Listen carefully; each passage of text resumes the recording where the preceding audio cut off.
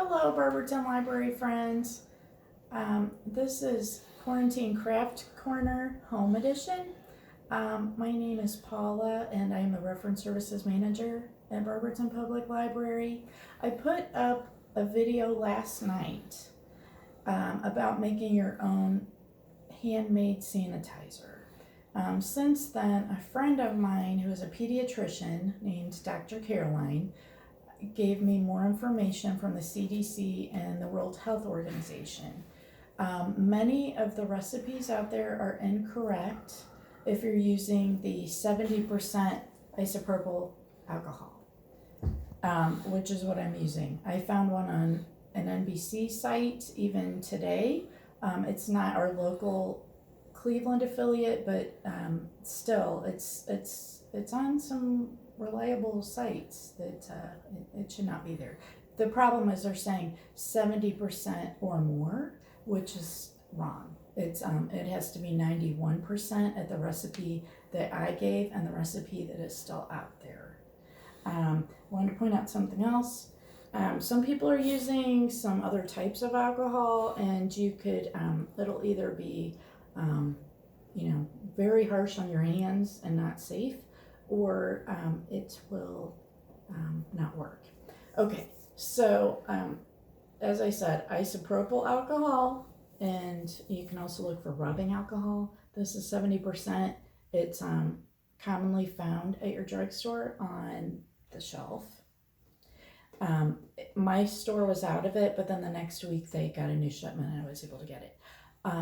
Dr. Caroline told me that to find the 91% alcohol that is probably the best for this recipe it's something that you have to go up and ask the pharmacist for. They usually don't put it out for the public, but you can go up and ask for it. But I'm going to give you a recipe for both. I'm going to put it right in the comment section as well, so you'll have the right recipe. Okay, so enough of that. So I'm just gonna hold this up for a minute. Here we go. So at the 70% alcohol, it's 1 cup alcohol, 1/8 of a cup of aloe vera gel, 8 drops of tea tree oil. 91% alcohol, this is the recipe that I previously gave, but I used 70%. 1 cup of alcohol, 1/2 a cup of aloe vera gel, 8 drops of tea tree oil. Okay, I also wrote on here, no vodka, which, a lot of people are joking about, but 80 proof is only 40%, but don't play, scientist with this, just buy the right stuff. Even Tito's Vodka is putting on their website, like, don't use us for hand sanitizer. Okay, so I got through all of that stuff.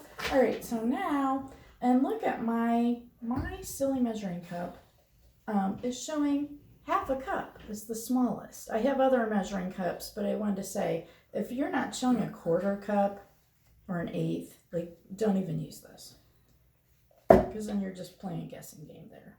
And you have to keep in mind, we need a 60% alcohol ratio.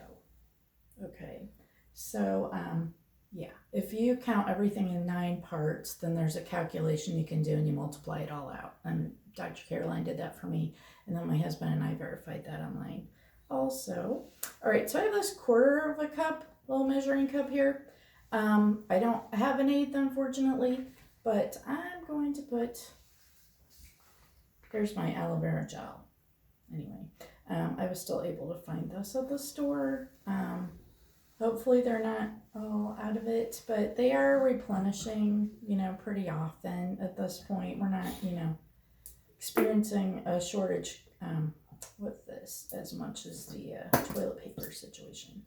Okay, so we're gonna shoot this in here, and it is very blobby, so just gonna like tamp it down so I go to 1/2, just like if you're, smacking down your brownies before you put them in the oven. All right, so I'm going to put this in here. I don't know why I didn't grab a spoon, but this is what I used to tape the other day, so this is what I have.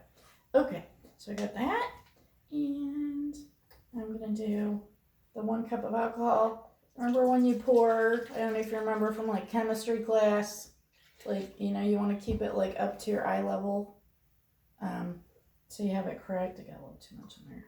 All right, and remember, it's better to have too much alcohol rather than not enough. All right, so pour that in there. And Dr. Caroline said this one is going to be a little weak if you're using this because it's already diluted. And you can't put a lot of aloe vera in it because then you'll get below the 60% that you need to make it an actual virus-killing kind of antiseptic. Okay, tea tree oil. This is optional. I think it smells terrible. But once it's mixed in with everything, it is okay because it's, you know, really diluted in there. I'm going to do like 8 drops of this. I chose this because it has microbial, antimicrobial. It's a good disinfecting type thing. All right. I would choose lavender because it smells good, but this one, this has healthy properties to it. Okay, my son is running down the steps, sorry. Okay, now mix because this stuff is really thick. It's you know, you gotta keep stirring because this thick blobby aloe vera is like her job.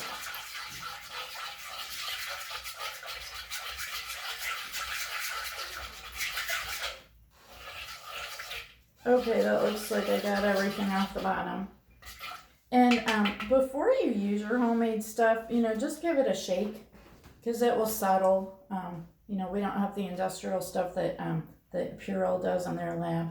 So we're going to, this is an old bottle that I had. It says like allergy relief and it was like expired a few years ago. So I thought, okay.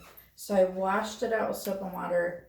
I dried it and then I let it sit upside down on a paper towel. So all the water's out. So you don't want to further dilute what you're making. Okay. Yeah, see there's a little bit of lumpy stuff there. I want to get. Okay. There we go. A funnel would be a good idea, but I didn't do that. Okay, and I don't have a squirt bottle on me. This one has one of those like safety caps on it. If I could get it on. Oh, that's the wrong one. I just grabbed the one for the alcohol. Okay. No, you know what? That's the aloe vera. I don't know where my lid. Oh, here it is. Sorry, everybody. Try not to be a dork. Okay. All right, there we go. Shake it up. Okay, see? It has a little color from the aloe vera, but it's going to be super runny. All right. So try to get the 91% if you can. Let's pour. Oh, yeah, that's super runny. All right. Okay, I can feel the aloe vera has a nice, you know, it's making it a little bit slimy like you'd expect, but yeah, it's kind of pouring all over the place.